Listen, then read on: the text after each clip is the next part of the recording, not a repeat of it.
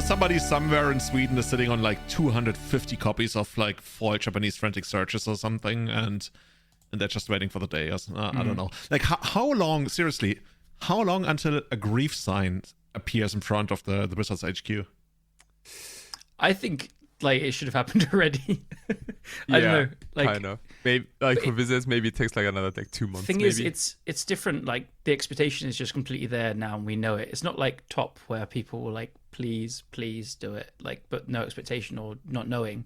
Here it's like, right, we're just flicking our thumbs until August. Yeah, basically the way it works is like Top constantly kept grinding away at you, like at the format in a way, like ever so slightly for many years. Like seriously, I wanted it banned in like 2009, 2010, and it was banned legacy like in 2017. That's how it's also like kind of like representative of the play style that Top stood for.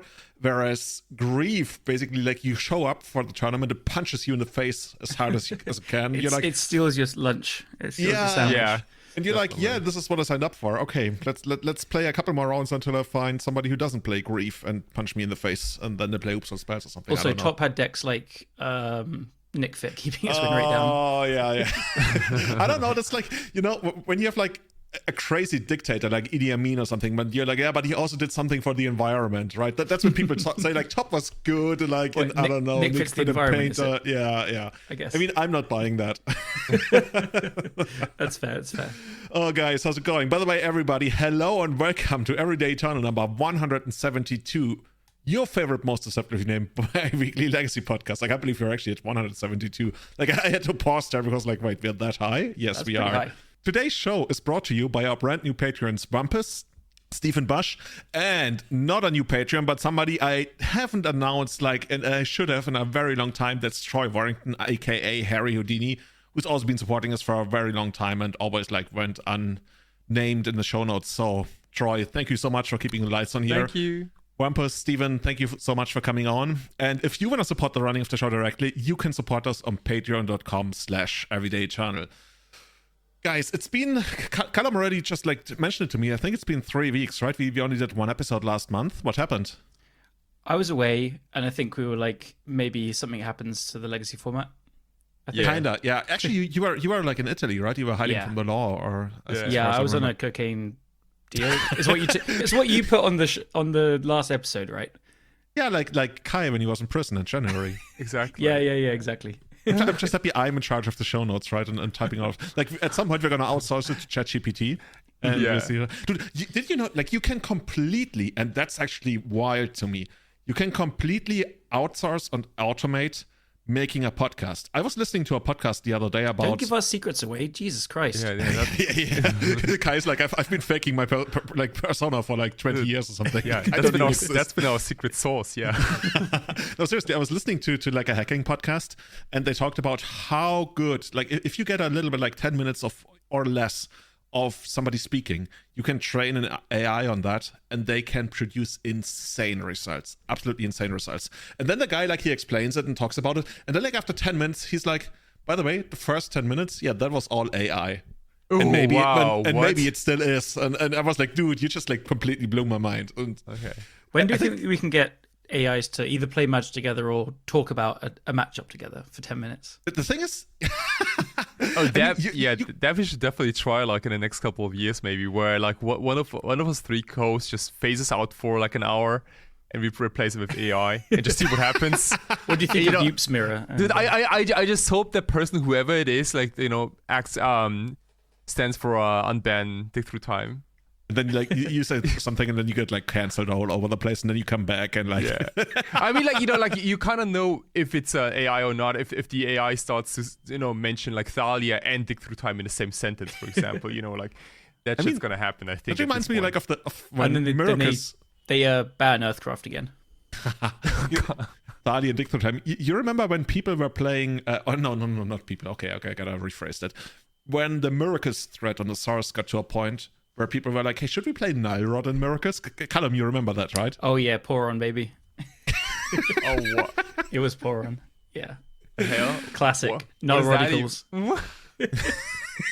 Wait, are you supposed to like board out your tops and bring in null rods, or how does it work? I think it was like against Storm or something, right? I think so. Really? And they just killed you with Cabal rituals and past and flames anyway, so Yeah. it didn't matter. That's so bizarre because like what we used to do back then with Ad Nauseam Tendrils is to side out a couple of LEDs anyway. Yeah, makes sense. It's like so What else it was against? So like, what's the point? you Also, side like, out your tops in the mirror and null rod them. oh man, dude. Also, like I just came back from France and the French language is beautiful. You know, but the rod in French is just Baguette. It's something baguette, isn't it? It's the baguette, yeah. It's Yeah. Baguette de Cassation. Nice. Dude, you gotta buy all copies. Like, I wouldn't be surprised if Baguette de Cassation is like, you know, double the price of a regular null rod because of the name. There are a couple in of Germany, those it's been like a joke for a long time, and everybody always said it's called Baguette de Rien, which would be even cooler, but I guess whatever that is. By the way, and speaking of like putting questionable cards in your deck, I want to give a shout out to one, like the thing that made me laugh the most in the last week or even the last couple of weeks. And that's Marc-Eric Vogt, winner of GP Bologna 2000, the winner of the last Legacy GP ever, actually. He played against a guy, Der Fuk. Amazing name. And that person was probably playing something like, I want to say, Dragon Stompy, like Moon Stompy. And turns out they didn't copy paste the deck list, but actually like type it out when they got the cards on Magic Online. And you know how sometimes those lists still play like Bone Crusher Giant, the one that has like that adventure thing, that damage can't be prevented, blah blah blah. Yeah, that person like probably misread, and they put in 4 copies of Bone Breaker Giant to the deck. Oh, nice. That card is great though.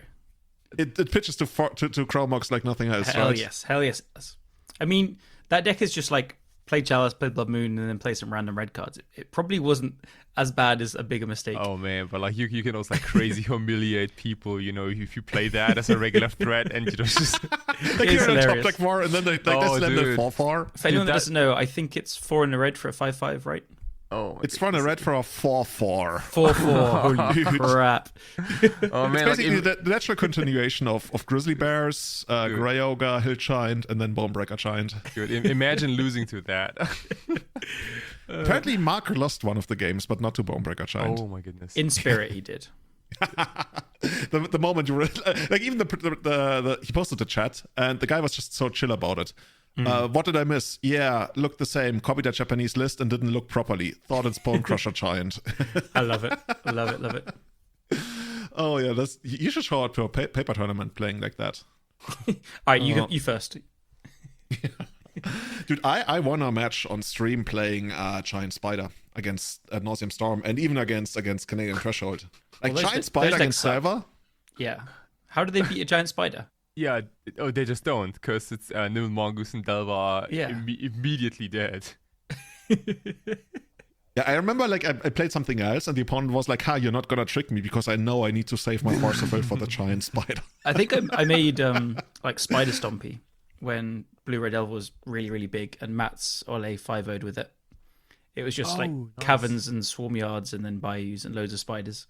It was pretty sick. Yeah. Which like, goes against like one of those tenets of how to be good at Magic. You know, that I think that goes back to Kai Buddha, who said, "Play creatures, attack with creatures, and don't play any stupid fucking spiders." It's just like 25 years old, some kind of quote, and I always think back to it when people play spiders in especially Legacy. Oh, but guys, I had no idea what happened when I played against Cephalid Breakfast the other day, because I don't know if you guys knew this. I certainly didn't. There are no more Cephalids in Legacy. Yeah, in I Magic. hate this change. That's They're called actually kind of Octopus? sad, because like Octopus doesn't appear in any card name, but Cephalid does. And like it's Cephalid's such a unique Magic the Gathering only creature type, I think. Like Octopus I can also see in other card games, but Cephalid is so like specific. I didn't even know what a Cephalid is to begin with.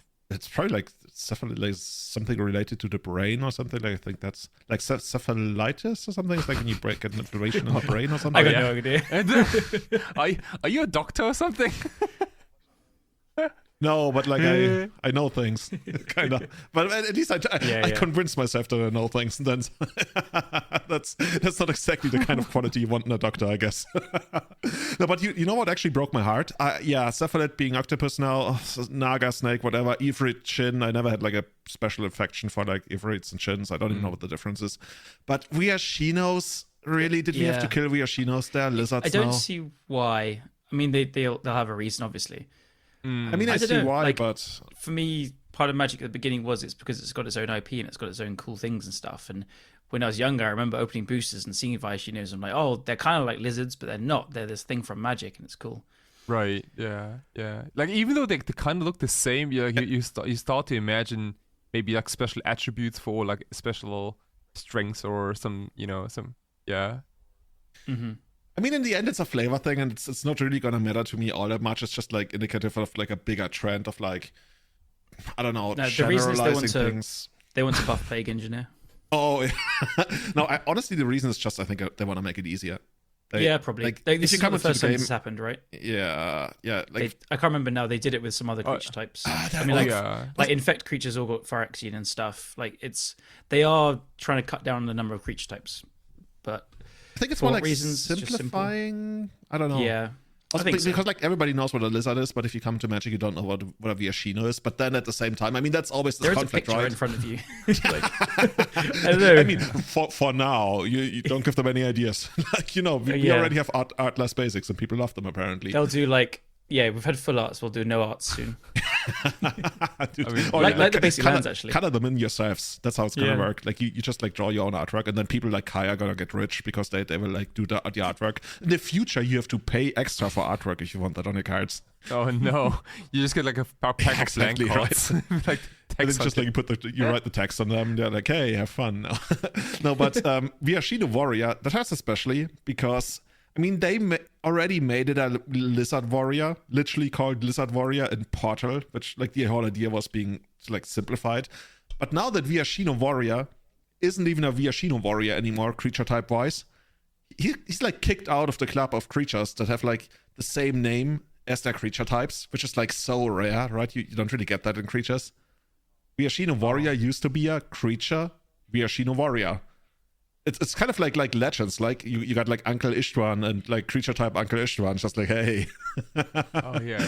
We also don't have that anymore. But yeah, I just like I'm partial to Viashinos because they were like a big thing in when I started playing Magic Nerds Saga, and like I thought they were like pretty cool and had a couple of like cool cards. But I had a deck with that one that was like a 4/2 haste that returns to your hand at the end of the turn. Sandstalker or something. That's exactly the one I was thinking about. And I remember it taking me ages to work out like why it was good because you have to keep playing it and stuff. But then it was like, oh, it's actually like got 4 power with haste for 3 mana. That was well above rate in those days. It felt like anyway. Oh, So definitely, cool. yeah. Also, let's just hope that they're not gonna call slivers again. Snakes. I don't know, fish or something. Snake. Oh, Fish. man, oh my goodness! You go like, I have my new 5-color snake Snake's deck. very much known for sharing abilities. Yeah, and they all fly and do other actually, bullshit. which kind of animal represents communism?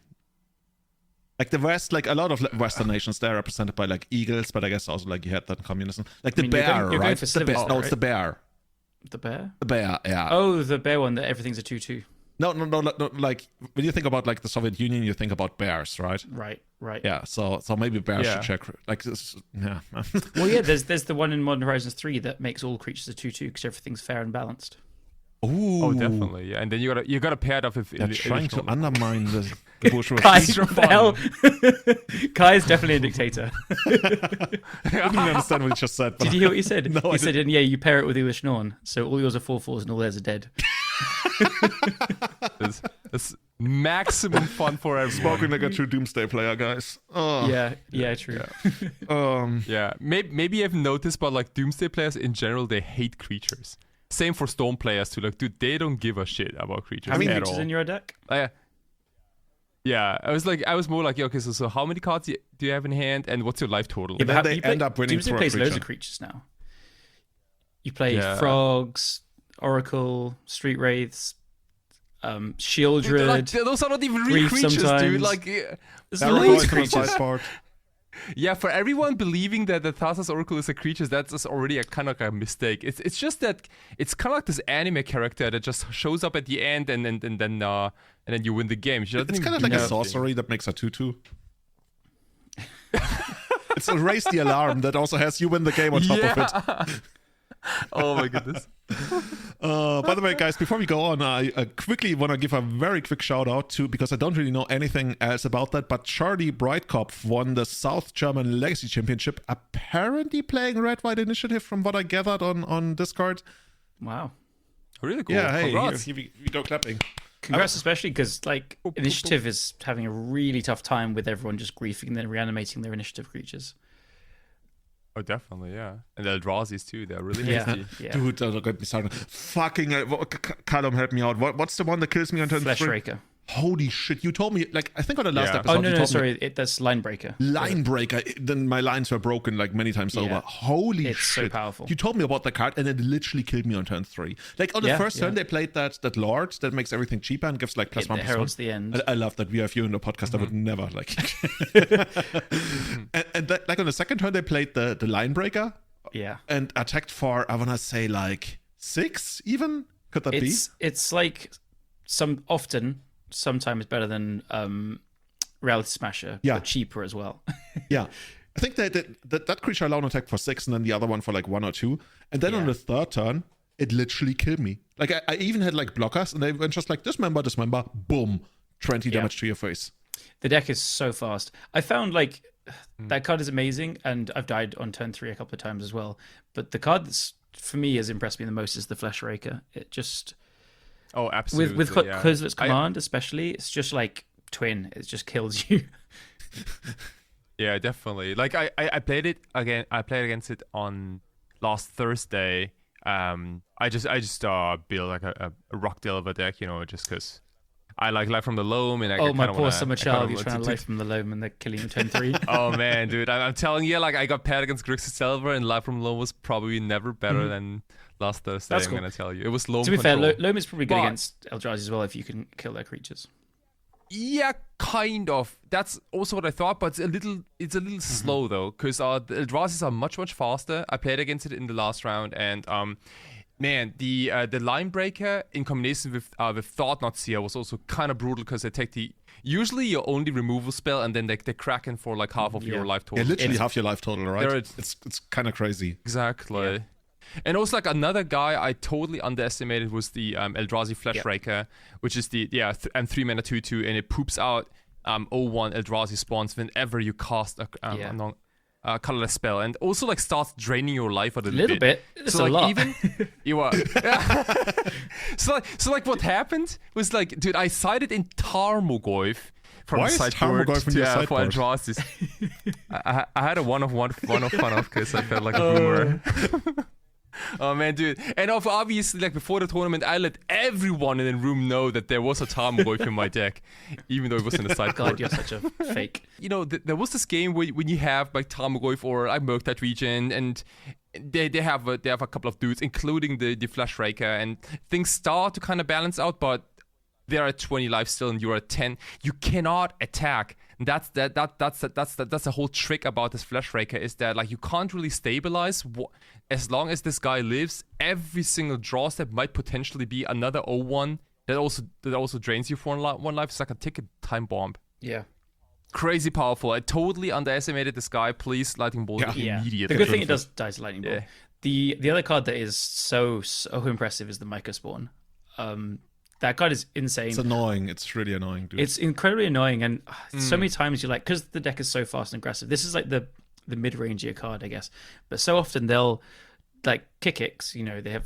They tap 3 lands to kick it and stuff, and then they'll exile one of your basics and then go and get a wasteland your thing, and so you just get double stone rained, and it's just The first time it happened to me, I was like, "Oh, are they gonna get like Eye of Oogie and then like next turn get some? Oh, wasteland you! Oh, fuck!" Yeah, it's a similar it's not a problem here, but it's a similar thing to Nadu. Like the land coming to play untapped is just so pushed, and it's unnecessary.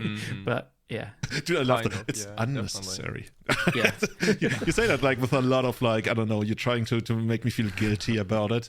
It's They should. unnecessary. The card is insane. It's been, I think all the Eldrazi, I think most people were a bit too low on them, but it's hard to work it out because at the same time, like the deck had been dead for so long, we hadn't seen it. And everyone's eyes were on the Ugin's Labyrinth at the beginning, so everyone was looking at 7 CMC or higher to try and get all the soul lands, but actually just being aggressive is really good. Oh yeah, totally. And like, and this means a lot in an environment where there is the initiative mechanic, for example, which is like one of the most broken things you can do in fair Magic. Fair Magic, we still do that. If you even can call this fair Magic, because I don't know, but the Eldrazi's are insanely fast.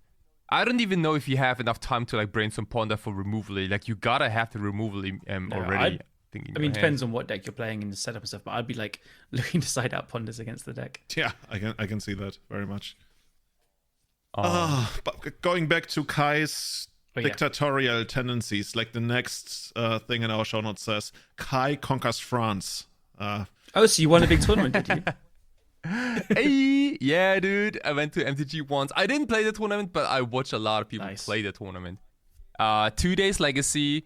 That's an event that happens, I think, twice a year. Yeah, it's a 2-day Legacy event. Even the side events were Legacy only. Wait, it's an entire Legacy weekend. This was an entire Legacy weekend. Dude. It's like near Lyon, which is kind of in the middle of the country. Also, somewhat close to the Swiss-Italian German border, or Belgium maybe.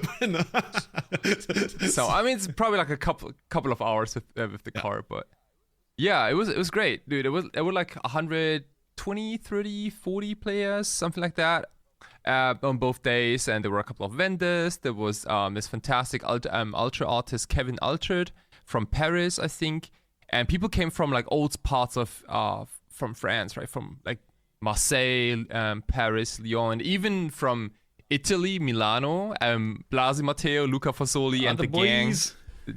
Yeah, the boys, they made it with their car. That's sick. They told me it was like 6 hours or something.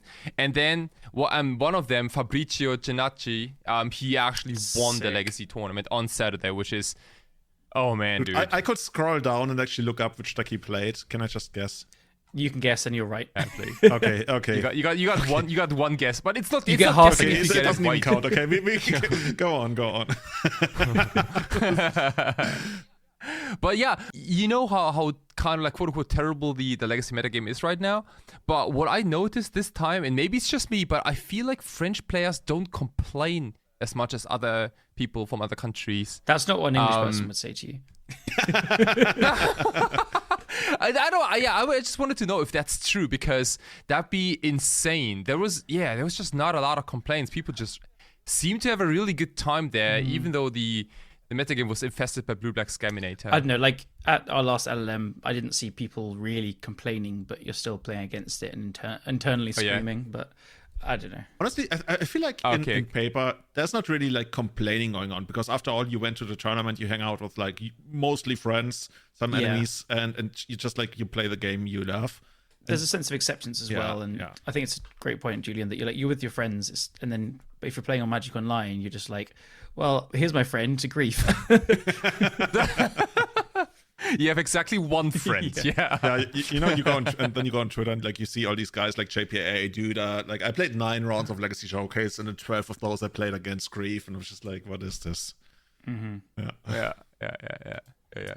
Definitely. One more thing about the tournament and why I like that one in particular is that a part of the crew, like they have such a well organized team. It's like they do run the tournament. They have the judges and so on, but they all, one of them, Alex, also runs his own bar in Lyon. So like he bought like, you know, a lot of tap beer to the event where people could refill. Yeah, like it was like a delicious pale ale, I think. So I'm also just looking at a picture. We'll put this in the show notes. Picture of the venue. It looks incredible, like so spacious and nice. And I know the French guys that put it on, like so Greg and everyone and stuff. And so I would love to come to this one day.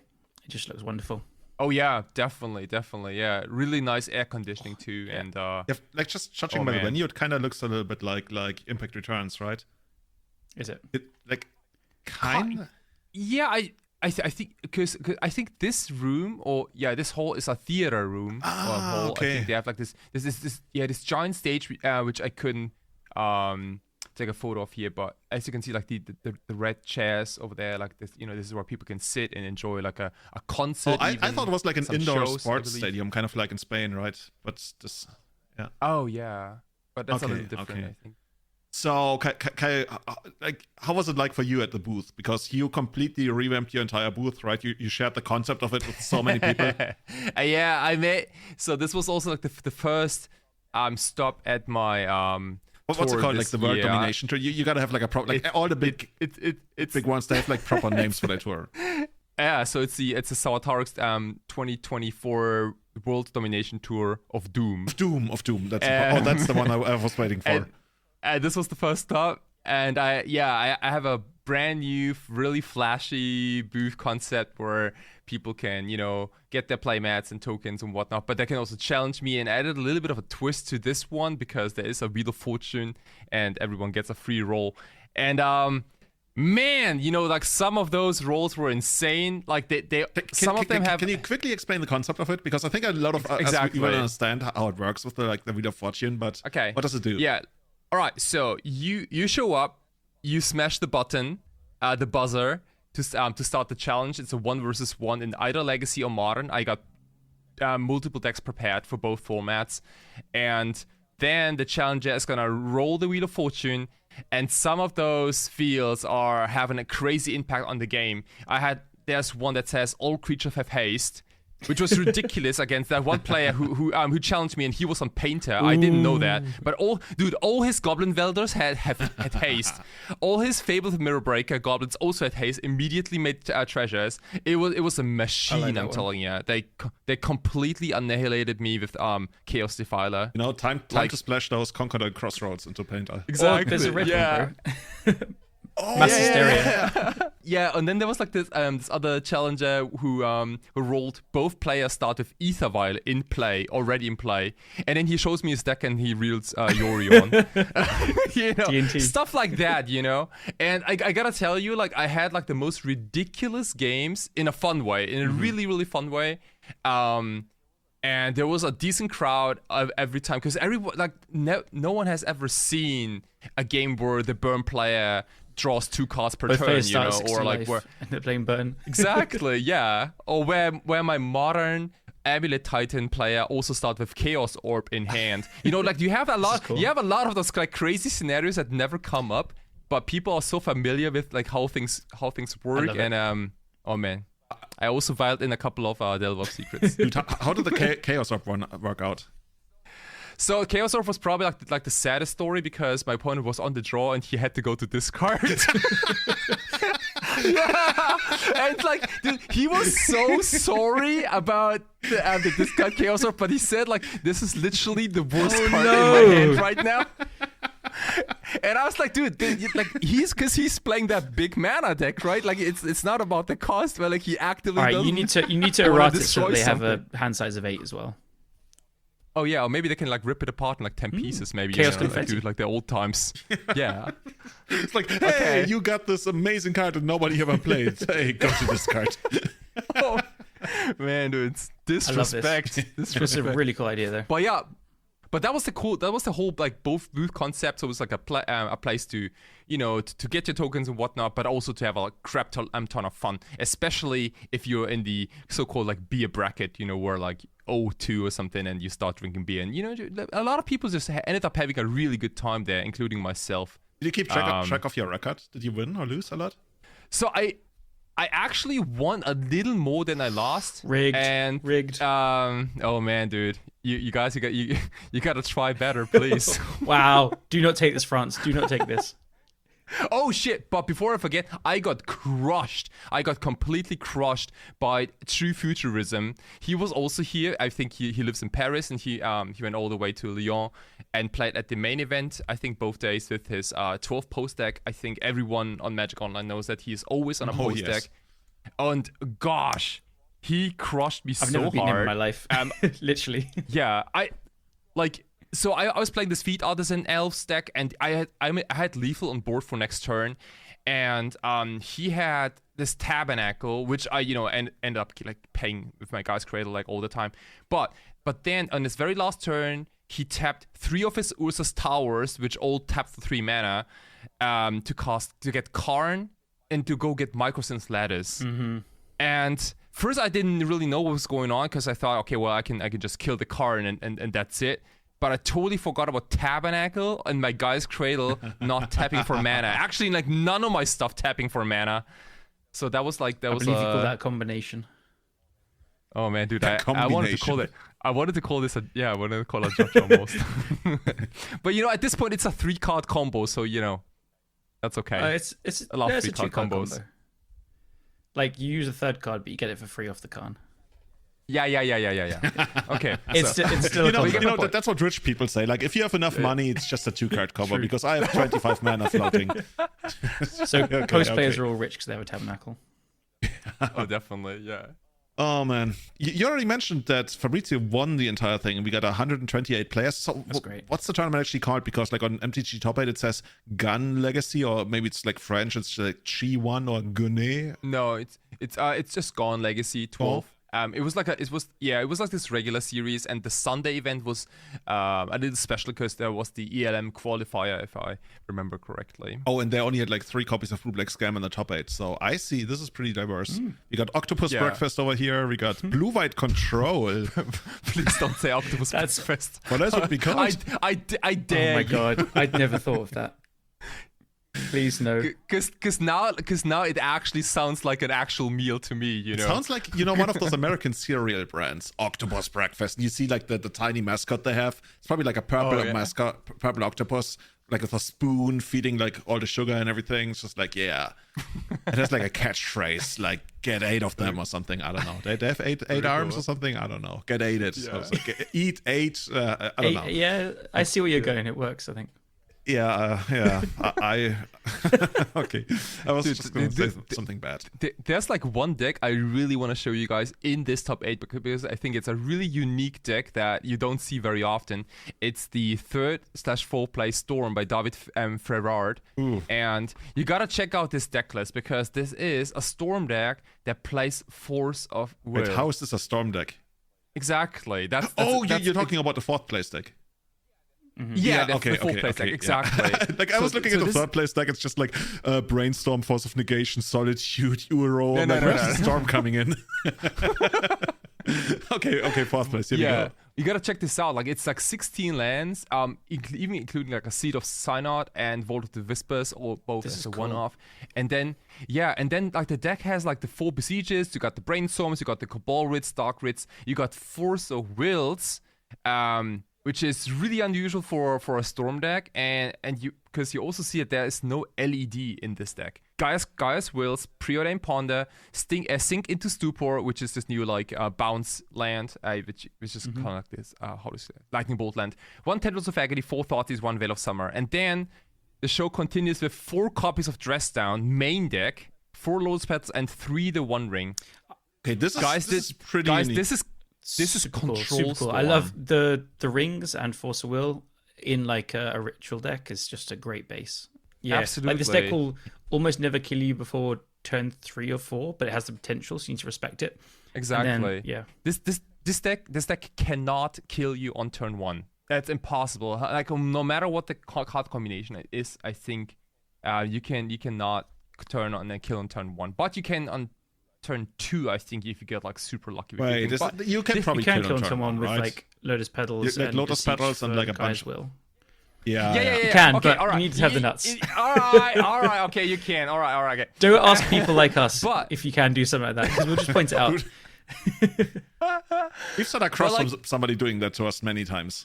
Yeah, but this is a turn 6 deck, like turn 6 really plus cool deck. The grinding stations are always my favorite kind of style of Storm as well, so this is incredibly cool. Yeah, I almost want like a second copy of Tendrils of Agony in there, but it's probably not good, right? It's rather the second guy as well. Yeah, this is exactly what I was thinking. Yeah, you could like it's probably like a win more maybe at this point. But the play pattern of this deck is really like very similar to a control deck. You make land drops, you cast Dress Downs and Thoughtseize and Veil of Summer and all that sort of, and Force of Will of course to like disrupt your opponent, and then you land the One Ring. And after 2 turns, I want to say, you kind of go off because your opponent is completely out of gas, I think, after you force with all that stuff. Yeah. I think part of the beauty is that, unlike other draw engines and like these mid-range combo decks, the One Ring literally buys you a turn, right? The opponent can do whatever they want unless they have like, I don't know, some kind of like win the game effect, maybe. But other than that, like they have to pass back to you, and then you can go off again with the ring, and it's just and you can even go. It's an annoying deck to play against. It's probably also an annoying deck to sideboard against, especially since now there's also like creatures over there. Like we see 2 Psychic Frog, 2 Shieldred, 2 Orcish Bowmasters. Yeah. An Empty the Warrens, okay. I'm in love with this. Thanks for pointing it out, because I would have just seen Storm and I would have I probably would have looked at it and I would have assumed it's kind of like either an Echo Bowmasters thing or there's a picture of LED, so I'd assume it's like kind of anti. But this is what the old school Amp players want to do. They want to go Misty Pass or Delta Pass. That's what they love. Whereas I remember like Brighton Cook always talking about the differences between the two. He's like, why do you want to just mess around and have my basic lands, just kill them? But the Ant players always like to have this kind of slightly control element, but could never quite get to the mean deck thing with Force of Wills and stuff. So, yeah, I mean, the One Ring is just so good in decks with Force of Will and Dark Ritual. I mean, we've seen Mark Tobias do this last year, right? When he was like getting top 8s at all these like it's big been picking up in events. Doomsday. Yeah, now. his deck is kind of the same, minus the Storm spells and plus Doomsday. I could see him playing this as well. Maybe. But he would add like a Tundra and 2 Teferis. If not 3. Yeah. Very, very Just cool. looking at the other lists in that top 8, nothing really sticks out. Like the control deck was supposed to be also like the third place, right? Control deck. I think it's Jeskai. Laurent mentioned it on Twitter that people should not play it, or at least not try it. It plays like Flage, Titan of Fury's Fire's Fury, really? which is like the kind of card I've put off like reading for a long time because I was hoping it's never going to be It's just Lightning Helix Uro. Yeah. That's all you need to know. Yeah. Oh, okay. See, that's an Now easy you way know. to put it. Yeah. Lightning Helix Uro. Yeah. I can work with that. There we go. They should like make that like a keyword. Yeah. Like make the whole mechanic of Uro a keyword. Just like Uro, like. I love that you can hear that and Uro you could twice. literally read the card You off. can Uro twice. No. Kai, that's Modern Horizons 4. Oh, sorry. Stop Okay, next spoiling year then. Also, it plays like 3 copies of Terminus and 3 copies of Wrath of the Sky. That tells me it must be a Yorion. Yeah, it's a Yorion deck. It's just like no way around that. 6 Sweepers and 4 Swords to Plungers. Nah, okay, Yorion deck. Here we go. 2 copies of 4th Erlingas. Throwback to a card that used to dominate Legacy, which is like completely irrelevant by now. Yeah, this time flies, guys. I don't know. As painter, I die to 4 Seedlings every single time still against these stupid control decks.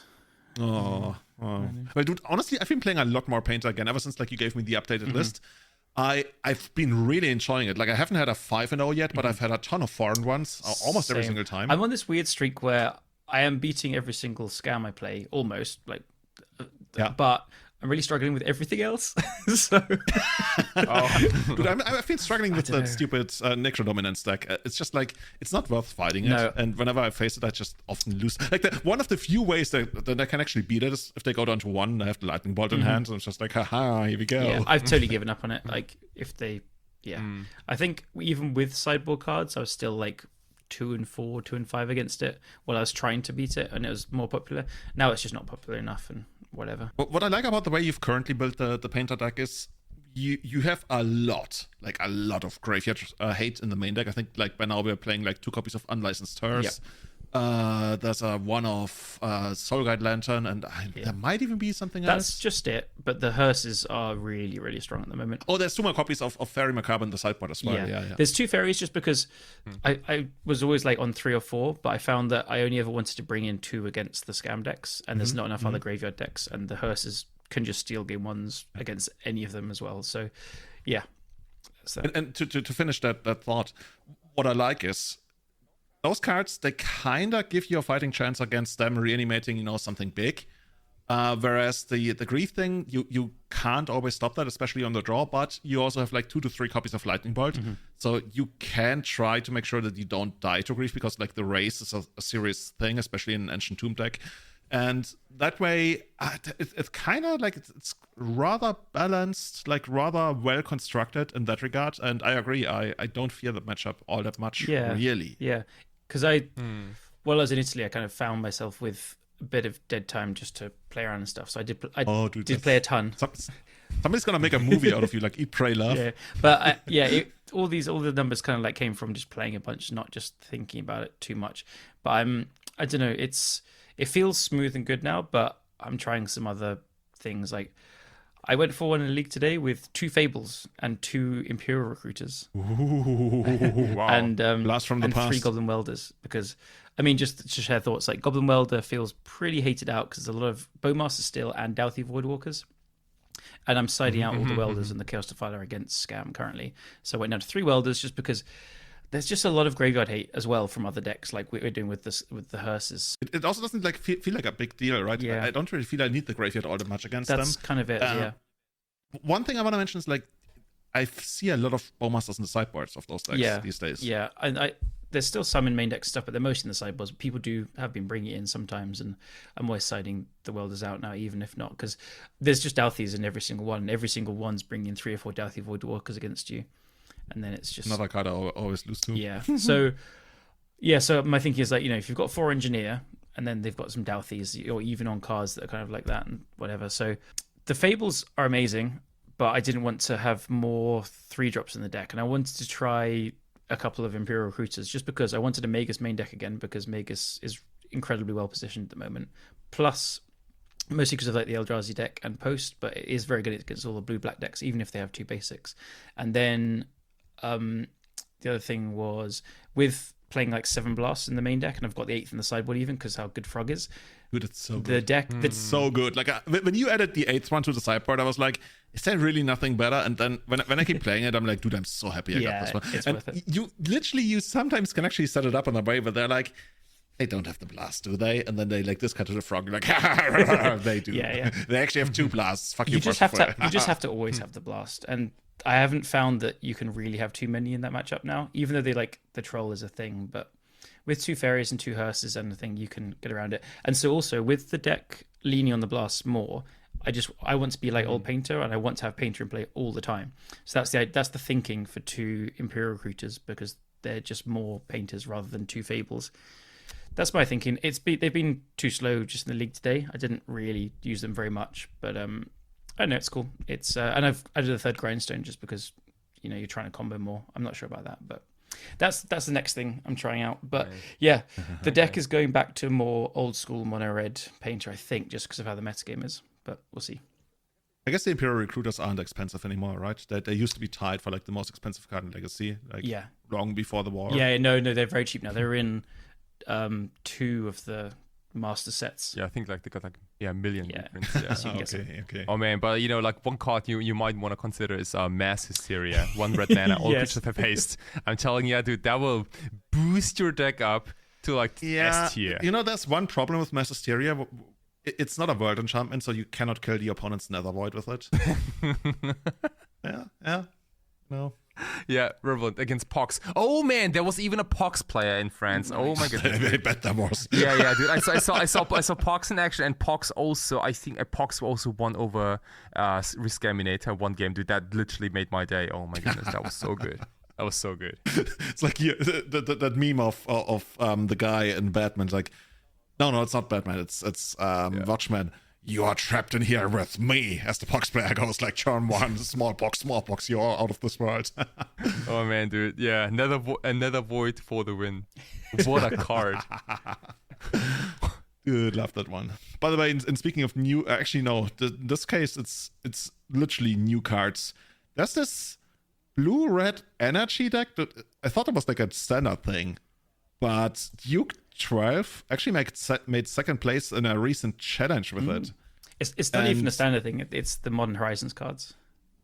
Oh, is it? Is it like, I just remember like energy being a thing in standard like 10 years ago or something. So in my head it's always like that. And basically this is like a blue-red tempo deck, but it doesn't play Delver. Like the creatures of choice are Fort Rangrage Channeler, Fort Tamio, Inquisitive Student, which by the way it became a Legacy mainstay, I want to say by now, kind of. I can see that. I'm still a bit unconvinced. Like, it's been played a lot and it's good. I think I was too low on it, but I still think it's just fine. Oh, you think it's gonna go away? I think it will slowly. I think it gets the Ledger Shredder award, right? That's what we called it, kind of role, the kind of card. Yeah, it's like where it shows up for like half a year and then it never shows back up again. That's kind of my guess. I think it is better and it has its spots and it is sometimes really, really good. Like, I mean, it's one of the flips into a Planeswalker. That alone is just like, that's pretty decent.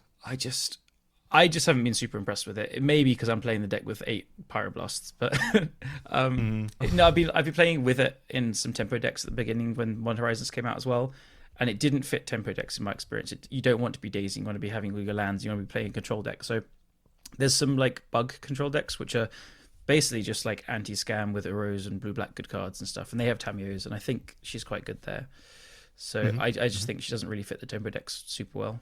Cool. To go into why this deck is actually called Energy. So there's a couple of synergies in here. The first one is, I guess the most basic one, Tune the Narrative, which is for 1 blue instant, draw a card. I guess we used to call that, what's it called? Dig into the Abyss? No. There was the cycle of like 3 cards that you play and eventually you get this giant Kami. The Unspeakable. That was Peer into the Abyss. That was the one that was played in Storm in Modern, but yeah. So this one draws a card and you get 2 energy, which is like just like 2 energy counters. Then you got Galvanic Discharge, which I believe you actually talked about for Painter, right? Yeah, so this is like 1 red, you get 3 energy, and then you can spend any energy you want. It deals that much damage to a creature or planeswalker, I think. This is like especially good when the format has like frog and troll and stuff and big creatures, because you can play the Tune the Narrative, get 2 energy, and then you play a discharge on the frog, and you only spend the energy on resolution of the spell. So like they need to give it 6 toughness then. Ooh, otherwise okay. It's just there. So then they don't give it 6 toughness because they have to discard 4 cards probably, and then you can just spend 2 energy and kill it, and then you've got like 3 left over for the next one. What I really liked about it is you do need to play these kind of other enabler cards and some other things to give you energy, but it's also like a way to kill the troll, but it's like a bolt as well. The downside obviously it doesn't go to the face, but I don't know how often bolts even go to the face these days. Everything's trying to play this game where you kill creatures. You got to kill the Grief and the Dalthies and the Tamios and the frogs and everything.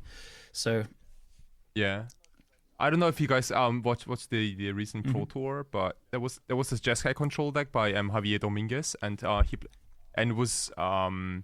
this was the prime removal spell in that deck. I think Discharge is next to like the best removal spell in the format now. And I think like everyone seems so upset because they were so used to Lightning Bolt being like a removal spell, and then like Galvanic Discharge kind of overrode Lightning Bolt in control deck. Obviously, you don't want to bolt players, but yeah, this card also kills planeswalkers and creatures, and that's all you want to do in a control deck. For tempo, man, like Delver, like blind flip Delver into like 4 attacks plus double Lightning Bolt or something like that. Like those games don't happen very often these days. Yeah, I think. They really don't, because there's just a lot of removal around. Yeah. It's interesting you say this is good against big creatures. Now that you explain it, actually makes a lot of sense to me. Because initially, to me, I thought, oh, this is good when there's like tons of small creatures, because then you get to save some of the energy for like later on when you need it for it's the kind of flexibility. It's not especially good against big creatures, because sometimes you'll use 2 bolts to kill a big creature, but like when you go Tune the Narrative, then the Discharge, or there's another card, Unstable Amulet, which has been pretty impressive, which is like... Yeah, see, I thought that was the payoff. It kind of is, but then they work together. So like, you know, sometimes you need to kill a 5 toughness creature, so you'll play the Amulet and then you'll play a Discharge. And yeah, you're using 2 cards to do it. It's not like a good way, but you have this flexibility and this option to do it. If you don't need a removal spell, you can just use a Discharge to get some more energy for the Amulet or whatever. I think this build has 3 Amulets, 4 Discharges, and 2 Tune the Narrative. It seems like you want one other payoff potentially. It's hard to say. Like, I guess with Ponders and Brainstorms, you can just find the other things. Or do they have? Yeah, they have those. So I mean, the Amulet is kind of cool. I'm like not really convinced of it. It's an artifact, a colorless and a red. When it comes into play, you get 2 energy, and then you can tap it and pay 2 energy, exile the top card of your library, and you may play it until you exile another card with Amulet. So at any point, yeah, even if they kill it, you still can cast the card, which is cool. And then it also has that triggered ability: whenever you cast a spell from anywhere other than your hands, the Amulet deals 1 damage to each opponent. I guess that triggers on the cards you exile with Amulet. And is that it? I think so. I think in this deck, yeah. But the other card that's played in Modern, I tried in Painter, is Amped Raptor, which is like 1 in a red. It's like a shardless. It's like 1 in a red for a 2/1 first strike. And when it ETBs, if you cast it from your hand, you get 2 energy. And then if you cast it from your hand, you basically reveal cards from top of your library till you reveal a non-land card, and you can cast that, but you have to pay energy equal to its mana cost. Oh, I saw that one. Yeah. So that's pretty good. But like, what I found is it's nice to be a kind of do a Shardless impression, but Painter has too many reactive cards, and this here you don't want to be hitting Force of Wills and Dazes and stuff. So Legacy is probably just a bit too reactive to fit that in, and the 2/1 is just like whatever. Yeah, especially in a Bowmaster. Actually, we keep calling it the Bowmaster meta. Not really. I don't really feel like I'm limited by Bowmasters all that much anymore. Bowmasters is right? just a sideboard card at the moment, I think. Yeah. Which is wild. It's more like a frog meta. It's a frog world. I'm glad we talked about it on our preview show. Okay. There's another exciting deck that I actually recently played because drum roll, there's proper combo Fs again. And that deck actually made top 4 in a challenge. And, Testacular, friend of the show, has been working on this. And he released what he calls a primer. For me, it's more like a development diary. Like, he lists all the different versions and the changes he made and, like, what he learned from all the different steps. So we're definitely going to link that in the show notes. And I had so much fun playing it. Also, by the way, we're going to link the VOD where I played it through a league together with my friend Kevin. And dude, YouTube, like, I'm a relative small YouTuber, but relative to the other stuff I sometimes put out there, YouTube went ballistic. They were like, or rather, like they were all about that. They I don't know, people just, they wanna see me playing Fs, and even though it's been so many years, it's just like, okay, Julian, do the trick. I'm like, okay. There must be like when you're an artist and you had that one song 500 years ago, and then like to this day when they come to your concert, all they want to hear is like you singing that song. You're like, I got 25 other songs. Like, nah, do the thing, okay. That meme of Bart sitting in the classroom, Bart, do the thing, say the sentence. Like, okay, I'm gonna play this. But the thing is, I enjoyed it so much. It finally felt like proper combo Fs again. And of course, the way it works is you're not playing Glimpse anymore, you're playing Nadu. Nadu's just like completely broken that deck. It's just, it's not even funny anymore. And tons of fun, yeah. So nice. Okay, maybe you want to quickly explain like what. No, what I don't want does, to. I don't want to explain anything. No. We don't do that on this podcast. That's what the news media is for, right? I'm too big. I don't explain myself. I have Callum and Kai. And actually, what does the deck even do, guys? Help me out. It targets your creatures. Dust off your. Wait, that's how it works. Elf deck in. Minus Glimpse plus Nadu. That's it. Bristly Bill's time to shine. Fun. Yeah, the thing is, like, you have Korean Ranger, you have Violet Symbiote. You can activate those like on your turn, on the opponent's turn. It's the opponent just like literally has to deal with Nadu, and then it's still terrible for them. And they honestly ended up losing to Natural Order basically every single time, just because. I mean, that's often how it works, right? You respect one of the 3 aspects of Fs, which is like combo, Natural Order, or beatdown. And then like one of the other 2 kills. It's cool, like, and it very much felt like that. It does look like old elves. It's really cool. All it took was just to not draw cards, just to put them straight into your hand. Oh yeah, yeah. So yeah, definitely check it out if you want to watch some of the Fs, and also check out Testacular's development diary / primer of the deck and how it's making progress. And yeah, it's not just like something we do for fun. It actually already has put up results, nice. And who knows how it's going to go. I've got one question. Yeah. Why is Bristly Bill the best card in the deck? Oh, dude, we changed it. We tried to change the name because that card is so Bristly Bill Spine Sower. Yeah, I don't remember what we called it, but so that card is kind of weird because like it gives you the mid-range advantage, but it also like you can go off because it keeps it keeps targeting your own creatures and stuff. So it's a combo piece that you feel like you don't really need, but I mean, a lot of times it's basically like a 2-mana version of, I want to say, Rance Run Packmaster. Like that mid-range thing where people are like, why is this there? It's just like, yeah, mid-range advantage. Rance Run Packmaster gives me nightmares as an old Shardless player? Yeah. Yes, the deck that couldn't kill it. Yeah. Oh, yeah. That's literally why I put it there. Oh, my God. It's literally Shardless. When you cast a Packmaster and you tuck a Elvish Visionary under it. Visionary. Just concede. Back when Legacy was a bit lower power level. Like when you had your entire deck in your hand, maybe you could deal with it. My tech was to add 2 Dismember. Oh yeah. But that card only? You just bite the bullet, right? Yeah. Oh, dude, I love that so much, the card. Oh, it's so cool.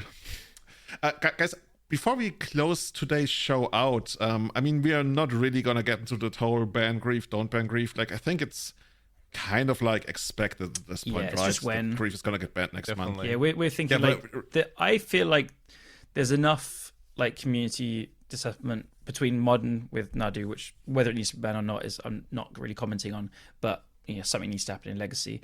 That I think the like a emergency kind of change or something is quite possible. It's a bit of copium. It's a bit of rumor. It's just a bit of like everyone's saying it's going to happen. But I think there's a chance. Whether that's before we go to Impact Returns in 2 weeks, who knows? I don't know. The thing is, like, I don't really think that they're going to do an emergency banning just because Legacy is not the kind of format that needs that.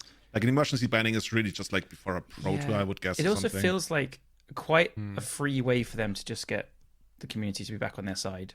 Like, it's That's pretty true. clear like, what everyone PR-wise, wants. okay. Yeah, okay. like everyone's just saying, just get this grief card out of our format, and then we can see where things go, and then you can have a look at it in August, like you said.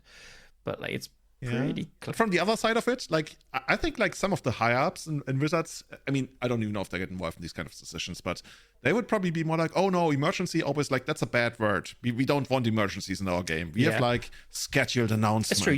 That's you what you we can do. also just word it very differently. You can like, look, we've heard the community, we've seen the numbers. Modern Horizons 3 has been out for X amount of time, which is usually a bit less time than we'd like to see if things shake out, but clearly nothing is changing in Legacy. At this time, we'll take action here, and we hope to see some changes by August or whatever. You're gonna make a constructive adjustment. Yeah, exactly. There we go. They can hire you. So it's so way full of better, PR yeah. shit, dude. Oh man. But I think because dude. like the Pauper format panel is like they are very open about things. They can just be like, look, okay, we should have banned it, and let's just do it now. Yeah. I mean, they even banned a card before it came out in the last set. Yeah.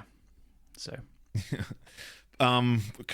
Quick stats that we just got while we were recording. We already saw that in the Legacy Showcase Challenge, 290 players. There were 6 copies of Blue Black in the top 8. 17 out of 32 in top 32. 70 and out of 32. That's like 53%. Holy shit. Oh my goodness. That's just like something I've also got, so Stefan, who's Mental Misstep, Stefan Schutz, he top forward, he came second in the Swiss 8-1, he top forward. And I've got his path to the top 4. Round 1, Eldrazi Aggro. Round 2, Bant Breakfast. Round 3, Scam. Round 4, Scam. Round 5, Scam. Round 6, Scam. Round 7, Turbo Forge. 8, Scam. 9, Scam. Quarterfinal, Scam. Semi-final, Scam. Oh my goodness. Honestly, at that point, you might just like pre-board. I'm not even sure like how you pre-board. 8 scams and 3 other. Yeah, I saw like JPA also post something like he's in the top end. I think he also said like His is about the played same. 9 rounds and like 6 or 7 were like Scam, Yeah. and then the top 8 again. It's just in the top 8 he played against Scam as well, right? Yeah. He actually played against Stefan. Yeah, I think you Stefan actually beat him ended with up seven. quarters. Yeah. Yeah. And I was watching Canister and Nassif stream, and they were both playing Scam, and I think between them, I watched them until they both got to about 3-3, 3-2 or something. I only remember one of them playing against one non-Scam deck out of it as well. Like, So here I want to shout out Mark DM playing 8-key Paradox Engine into the top 8, and Tunak, I think. Yeah, that makes a lot more sense.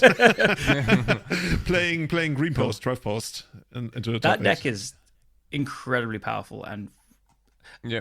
Really cool deck. Doesn't play Elvish Reclaimer anymore, which is a little bit surprising given like how powerful Reclaimer is. It's built around again, playing especially against game, turn but- 2 Karn and Ring. And so you can never do that with Reclaimer unless you have like It's kind of Spirit different. Guide Also, and yeah. Crops. It also like it broke my heart to see that there's no Primeval Titan in the deck anymore. That was sad man. to see. But props to True Futurism for like just completely gutting the deck and basically making something new. But it's now like the de facto Cloud Post deck, right? Like I love seeing when totally. like a deck specialist just does this, turns it upside down, and it's amazing. It's so powerful. Yeah. You know, like this kind of really brings me back to like Tony Murata, who I haven't seen recently on Magic Online, but like he kept using the same 75 for like multiple years and months.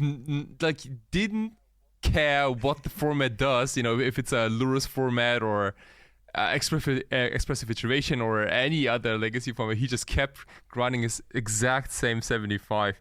So that's like, dude, that's like a special award, I think. He'd always do well as well, but Yeah, if you just don't adapt.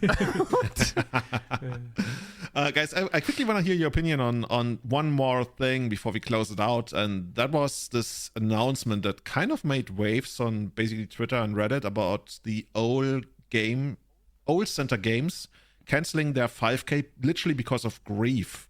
So their statement basically comes down to, Due to the current state of Legacy and the sentiment of local and regional players, our event is likely to not live up to the expectations that previous events have set for quality, competitiveness, and attendance. That's why we have decided to cancel the event this time. What do you think? Honestly, I think it's a really poor argument. Especially in Paper Magic, there's the majority of players are there with the pet decks, and they just want to jam. I saw it last weekend in France too. There was this waste knot plus what's it called, burning inquiries, Rakdos nonsense deck. And this guy had the best time in compared to everyone else. And like you gotta give those Enchantress, Pox, and Sliver players the chance to show up and play some Magic. Oh yeah, I think because if people end up having a good time, it doesn't really matter what the final record is. Like, the event was already a success, I think. So, like, you are gonna have the 10% of spiky Rescaminator players, but there will always be the best deck in the format, and I have to agree, but also at the same time, I think this is one of the worst points I've seen Legacy, especially with player satisfaction and stuff. But I don't know. I think this is, it's an excuse because ticket sales are probably low and they expect attendance to be low and they don't want to lose money, which I think is quite fair. And like, the format is bad. And if they've had their customers say, hey, I just don't really want to play at the moment, maybe they listen to their feedback. I don't want to just assume that we know that they're just like, trying to make money, blah, blah, blah. But yeah, I don't know. If you'll break even or make a bit of money, I think you can run your events and people will be happy. But without, like, this statement doesn't really tell me about the exact position they're in, so I don't really know. Yeah, I'm pretty much with you guys on that I believe it would be completely reasonable to outright say, hey, I don't think this event is going to be popular enough for us to make sense to run it, like with regards to like ticket sales. And I totally back them on that, especially like right now. But this feels like kind of like a weird reason that maybe it's just like being put out there. At the same time, like, I've got the statement open now, and it says, due to the current state of Legacy and the sentiment of local and regional Legacy players, our event is likely not to live up to expectations the previous events have set for quality, competitiveness, and attendance. Like, okay, they mentioned attendance. Yeah, so they've said attendance, and also, like, I've not heard of Alcentric Gamers, but they may be very in tune with their local community, and their local community has said, we are not that interested in it right now. And then if that's the reason, absolutely fair enough. And yeah, as you said, and I agree, like, if they're going to have lower attendance than usual, just wait it out. I think either way is fair. I'm not massively into some of the reasons they put out there. It feels like a bit of too much information, too much excuses when just the basics is necessary. But hey, it's more information. It's being open about it. I mean, to be fair to them, the statement is like pretty long, and they go into more details about that. They just like bolded that part of, that's why we have decided to cancel the event at this time, right after. Okay, gotta give them that, the part about attendance. Yeah. Okay. Yeah. It is what it is. They just say, in place of our Legacy 5K, we're hosting our typical Legacy monthly event. So actually, the thing that didn't sit right with me more than their reasoning was people using this to like walk up to Wizards and be like, see what you're doing to the format. I don't think this is like big or relevant enough to actually like make the kind of argument. Like, no offense to Owl Center Gaming, I think they also know that they don't want to be used in that way. It would be pushing it to say, hey, Wizards, this is the damage you do to Legacy because of grief. I don't know. I think that would be too much. Like, I like when people make arguments in favor of something I agree with, but I don't like when people make arguments that I don't agree with, even though it's in favor of something I agree with, because I think that it damages the entire idea and goal when you use arguments that are flawed. And I've seen people like post this at Wizards all the time, and I'm like, I don't think you should. So anyway, guys, we see each other towards the end of the month in beautiful Naron. Cannot wait. Can't wait. I played against. It's gonna be the first time for Callum, right? We have been to Spain before, but not to the area. Yeah. Oh yeah, for you. For the event. I mean, Galicia. Yes. Yeah, exactly. Yep. So Callum, you already figured out you're going to play Painter, right? And we also figured out you're not qualified for the Spanish Yes. National Championship. Yeah. Like, I kept talking to you, dude, it would be so amazing if you became the Spanish National Champion, dude. I want to, like, cast you in the finals. And then, like, at some point, you were like, Julian, I don't think I'm Spanish. I'm like, wait, you're not? I could be. Who knows? But you could be, right? Like you could do one of those American tests that tells you like you're 2% Spanish, and just like all of a sudden you show up and you start dancing the flamenco and everything. Like, yo, hello.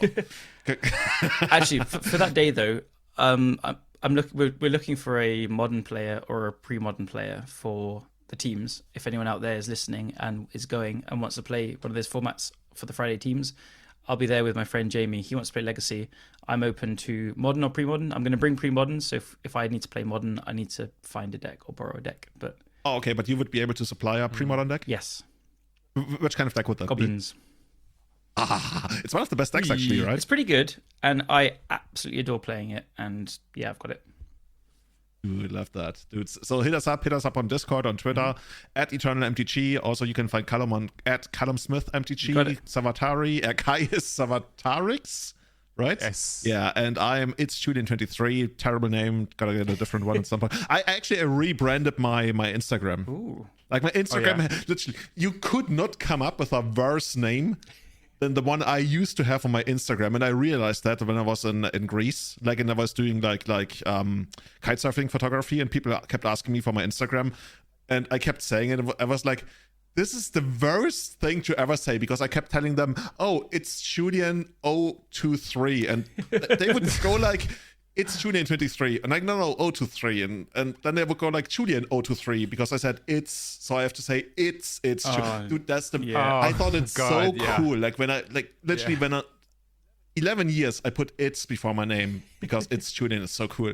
Is it? Yeah. Sorry, go on. Yes. Never ever do that to your name, because you can never say, hey, my nickname it's Julian. No, it's Julian, and people are like, does he have like some kind of like speech impediment, like is he stuttering? It's like, yeah, never. So I changed it to the best thing you could come up with. Like I spent an entire evening trying to come up with the best kind of Instagram I could get for myself. And you know what it is? Actually, I forgot. Oh, God. I'm pretty sure. I'm pretty sure best thing ever, but I can't remember it. It's Julian.knap. But I can't believe that was still available. available. You've still got the problem of saying it's. Yeah, it's true. No, now it's just like, it's Julian.knap. It's super, except for Knap. Okay, I gotta get married to get like something easy to pronounce. So, like, what's the most easily understood? Like, I guess like Lee. Everybody knows like how Lee's like spelled with 2 E. No, it's either 2 E's or an I. I mean, I was really hoping for that Magma. I was going to say the same, but hey, Magma Lord 2000 is much easier than it's Julian. Is it 3000? No one's gonna ask how to spell Magma Lord 2000. Imagine like you actually at some point, like in my future that I'm never gonna achieve, I become like a professional photographer, and like people come up to me and they ask for my Insta, and I'm like, yeah, sure, and I'm sitting there like with my $25,000 lens and everything, and I'm like, it's Magma Lord 3000, and they're like, oh, that's you. I'm like, yeah, always been. Yeah. Okay, that's going to be my future. We're going to figure this out, guys. Nice. With that, shout-outs to a lot of other amazing people who keep the lights on the Everyday Magma Lord podcast, especially on our Eternal Witness tier. Franco Boli, Kane, Colin Garassi, Alex Crow, Tim Everett, Testacular, Sebastian Holager, Guillaume, Sean Dewey, Stephen Bush, Francis Cowper, Cassandra Davis, Dylan Shoemaker, Retro Scherer, Tom Zischka, Benedict Gruber, and Severin Schwarzhuber. And on our top Grizzlebrand tier, we got Scott Monroe, Evan Lazar, Tom Hepp, Troy Warrington, Ian Seefeld, and Colonoscopy. If you want to support the running of the show, check us out on patreon.com/everydayeternal. And you can, of course, also leave your reviews on Spotify, Apple Podcasts, and I don't know, Google Book Reviews or something. I don't know. Like Google is kind of like killing their podcast department or something. I heard about. We will see, guys. Maybe we're gonna have another episode before Impact returns. I think we might actually. Otherwise, until then, say hello in Spain, and I'm very much looking forward to that. See you. Bye bye. Ciao. Yo, ciao.